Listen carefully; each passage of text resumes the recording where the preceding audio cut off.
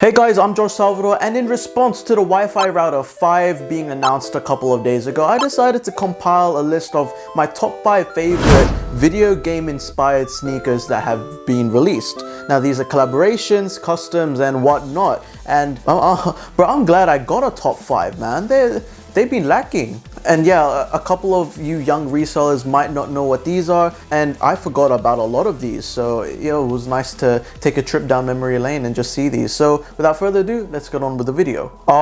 PlayStation 5, my bad. Now coming into the number 5 spot, we got the Paul George and PlayStation collaboration on the PG2 line. Now this sneaker is a performance basketball sneaker, and what's really cool and what stands out, so the symbols on the tongue, which is the PlayStation symbol and the PG symbol, those actually light up with there's a push button effect, and I really think that that's really cool. Obviously if you keep the lights on, the lights are going to burn out and you actually can't change them, so you're pretty much stuck with those. But those released in 2018, and basically they've released many different colorways, just like a wolf gray colorway in the Paul George 2.5, which are really neat, and all of the variations come with the LED push button on the tongue. But yeah, for this spot we're going to be talking about the OG release, which was the black PlayStation PG2 colorway. Now this sneaker actually broke the internet when PlayStation announced that they were actually going to be releasing a collaboration with PG2 with Nike and the Paul George line. This sneaker, or the details, mean a lot. For example, there's a lot of subtle details that make this sneaker really special. They actually have the accented symbol colors, like on the PlayStation controller.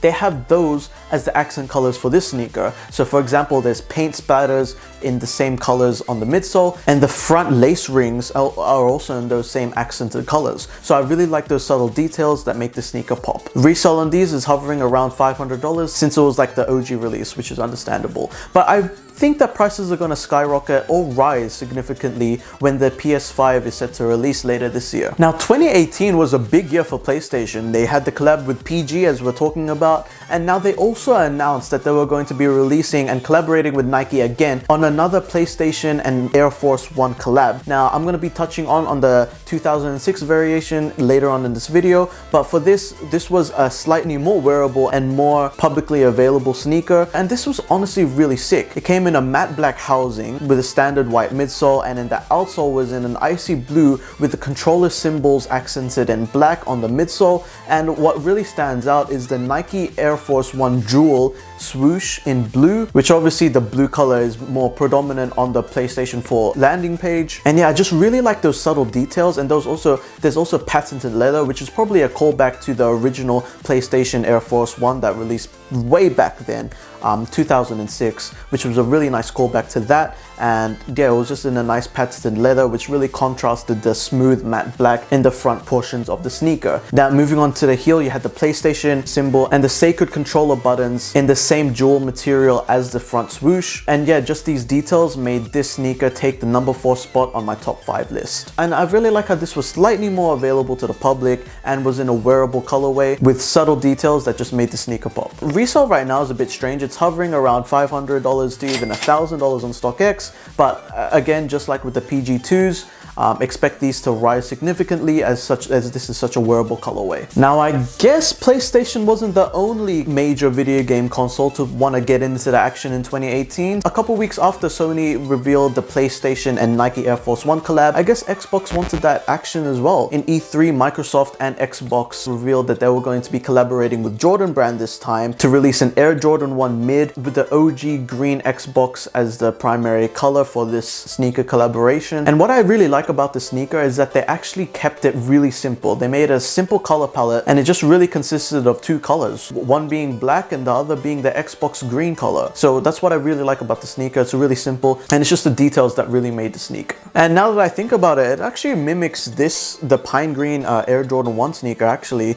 but you know, the pine green is a bit more darker, and the green actually went around the rimming of the laces over here. But yeah, all in all, it was really sick sneaker. It featured premium suede and nubuck and soft soft leather, and the main feature of the sneaker was actually the glow-in-the-dark outsole. But yeah, there was subtle Xbox brandings everywhere in the insole. There was some in the lace aglets and whatnot. So yeah, that takes the number 3 spot, the Xbox and Air Jordan 1 Mid that were released in E3 of 2018. The Xbox One Air Jordan Mid is actually seeing resale value of over 3,000 Australian dollars on StockX, which is pretty insane, honestly. Coming in at number 2, we got the Nintendo Game Boy inspired Air Jordan 4. Now this isn't exactly a licensed sneaker by Nike, it's actually a custom made by Freaker Sneaks. They actually retail this custom at $1,500 US, which is pretty insane for a custom sneaker, but nevertheless they sold out. I haven't actually seen any pairs on the resale market. Yeah, these were super limited. I think only around 10 of these were ever made. They actually made several other video game inspired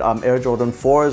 You got Tetris, you got Super Mario Brothers, Legend of Zelda and whatnot. But yeah, what really draws me to the sneaker is the insane detailing that they have. First of all, for this iteration, they have the aged white leather. That's the main color blocking, and I really like that as it really gives the aged vintage look with the sneaker that really fits the overall vibe and aesthetic. And they also have maroon accented detailing on the caging of the sneaker. Have you seen the tongue patches? They're in the original Super Mario game cover and Super Mario gameplay, which is pretty insane detailing for the sneaker. Now you have Nintendo Game Boy branding on the heel. You have functional exposed D-pads and A and B buttons on the back heel.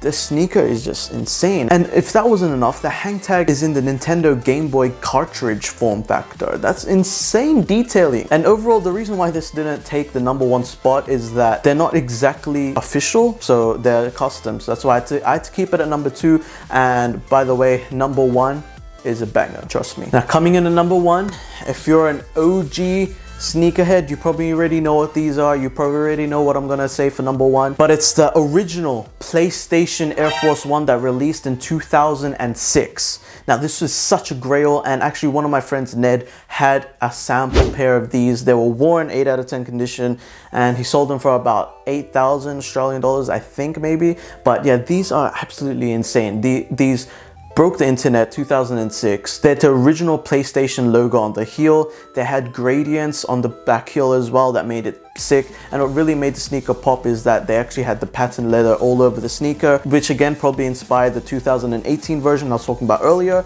But yeah, all in all, the sneaker was super limited. They really hit it out of the ballpark with it being such a standout sneaker. And they really only released around 150 pairs to the public, and they also had a re-release in 2009, I think, and they released around 50 pairs of those, which basically means no one got them, really. Like, the people working at Sony got them, and and also Kobe Bryant got a pair. RIP to the GOAT. But yeah, coming in at number 1, there's probably no surprise. Resale is over $15,000 for brand new, and they're really such a grail for OG sneakerheads. And what's cool is that there was actually a sample that Nike revealed, and this one was basically more or less the same as the 2006 version, but instead this one had smooth leather, which would probably make it more wearable. I don't think that it would have made as much of a statement as the pair that actually released with the patented leather. And for the honorable mentions, we've got the Nintendo 64 Air Max 97. Now this one is pretty cool actually, because they weren't really limited. You can probably get a pair right now for 200 bucks. And this one basically had the gray upper referencing the Nintendo 64 gaming controller, and they really had some nice accents that I had to include in this video. And they don't really have that much detailing that make it stand out as a video game console sneaker, but nevertheless it was a pretty sick collaboration and a really good OG callback. But yeah guys, thank you so much for tuning into this video, and let me know down in the comments if you're gonna cop the Wi-Fi router 5 down in the comments below. I think it's gonna be really expensive actually, so I don't know if I'm gonna cop one, but I'm definitely looking forward to that Miles Morales Spider-Man game. And also let me know down in the comments below which one's your favorite video game inspired sneaker collaboration, and yeah, I'll see you in another video. Peace.